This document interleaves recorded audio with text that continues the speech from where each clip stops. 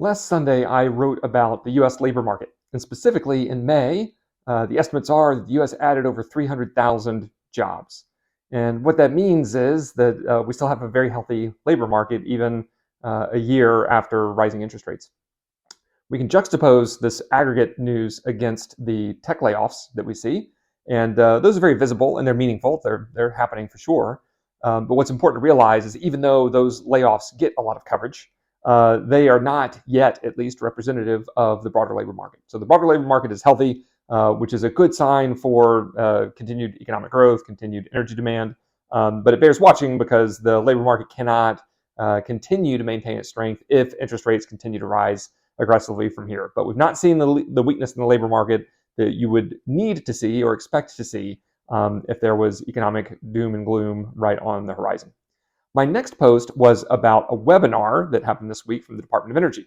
And they talked about carbon management, specifically gave an overview of their most recent Pathways to Commercial Liftoff report about carbon management. It was a really interesting webinar. They talked through a lot of the results from the paper, and specifically, there's a handful of applications where carbon management is economical today. Unfortunately, or fortunately, depending on how you look at it, there are massive emissions targets to be had out in the power sector, and the carbon management is not yet economic out in a lot of these power applications. So the plan is to try to commercialize increasingly these carbon management technologies rather. And as we gain experience with them in applications where they are already economic, then we can start to approach these power markets where there are huge emissions bogeys to go tackle. So I wrote about that webinar and gave a link to that report. And if you're interested in carbon use, storage, capture, transportation, all that, all falls under the carbon management umbrella, and it was a pretty interesting webinar. My next two posts were about drilling in the state of Texas, oil and gas drilling in the state of Texas. And what we see is while year over year, the rig count in Texas is up about 3%, the submitted permit count is down, I think 23% year over year. What that means is today's activity level is higher than it was a year ago, but operators expect a lot less activity going forward than we have today. That's not shocking because we've seen rig count pullbacks outside of Texas, mostly just all over the rest of the United States, frankly. And these permit trends that we're seeing in the state of Texas suggest that Texas will not be immune from this broader national pullback. My second post in this two-part series was where I looked down into the county level at submitted permits.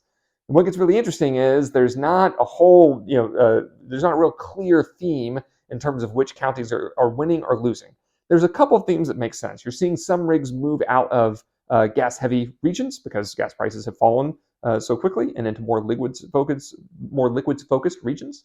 But for instance, some of the biggest gains that we've seen at the county level, some of the biggest losses that we've seen at the county level have happened inside the Permian and inside the Eagle Ford. So there is a shuffling, if you will, of activity taking place in both of these major basins, and we should expect an aggregate that activity to pull back from here, given what pricing's been doing, given what the submitted permit count looks like. My next post was about Micron. That's the $70 billion digital memory behemoth, and they announced a big wind power agreement that they signed this week. What's really interesting about it is a virtual power purchase agreement, meaning that Micron, again, manufactures a ton of memory, will not actually use the wind power that's generated from these wind farms. It's a financial transaction where what Micron does is basically take on the price risk of this wind project, offers price certainty to the developer, in this case Terragen, and what Micron gets in return for taking on that price risk are renewable energy certificates. And Micron can use these renewable energy certificates as part of its effort to offset its carbon emissions. So it's easy to think, okay, when we decarbonize, we're doing it directly, right? We're taking, rather than using electricity that's generated from fossil fuels today, we're going to start using a different source of electricity that comes from renewables. And Micron's not doing that. They're using a financial transaction on the back end to try to get credit to offset some of the emissions that they're otherwise going to generate because they're going to keep using the same kinds of power they've been using to this point. So I wrote about virtual power purchase agreements and how, as we continue to march through this energy transition, we're going to get to some interesting commercial structures where the virtual power purchase agreement is one example. My last post of the week was about a Wall Street Journal article that was all about mining. So with the energy transition, we're going to see more demand, for metals, for minerals, And so there's just a lot more mining that needs to take place. These commodity prices will go up. And the challenge is, can we get enough workers into the mining sector in order to satisfy demand? And that's a real challenge because the mining population count, Wall Street Journal has a chart in there that shows U.S. Employee count within mining has ground downward and downward for the past 30-ish years. And so we're going to need a real pivot in order to attract labor into that economic sector. So it's a challenge. It can seem scary on its face. I wrote about how I'm not particularly concerned with it because there are economics in that sector that will evolve and will allow us to recruit, retain, to develop in the first place the talent that the mining sector needs in order to help the world navigate through this energy transition. So those are my research notes this week. As always, I publish a free weekly newsletter that I send out on Saturdays, where I have links to and summaries of all the research notes that I share, so you don't have to rely on the LinkedIn algorithm to feed you all this stuff. You can see it all in one place. I also include an energy-related anecdote, insight, or observation at the back of the newsletter, and that's something I don't share anywhere else. I just put it in the newsletter so that if people have seen everything that I've shared everywhere else, there's still something new for you in the newsletter.